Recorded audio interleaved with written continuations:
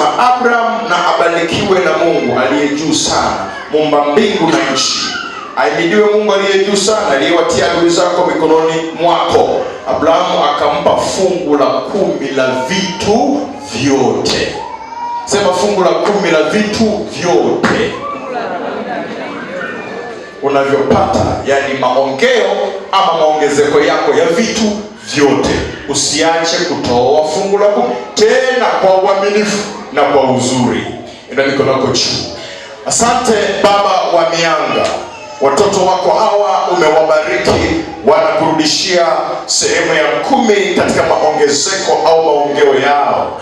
Ni Mungu unayetembea na kanisa hili, ni Mungu unayelipa kanisa hili kushinda kama ulivyompa Ibrahimu kushinda.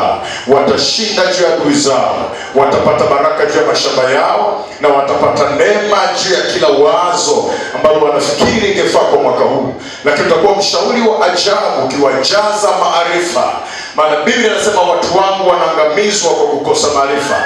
Wewe utaachilia maarifa makuu sana ndani ya kanisa hili, ili wawe ni watoto wako ambao watafurahia na kuiona faida duniani hata uzima wa milele.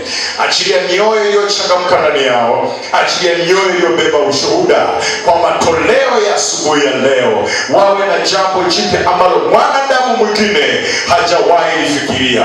Bwana, kupe kutembea katika njia ya tofauti kupitia jina la Yesu Kristo. Amen. Tuendelee kutoa sasa.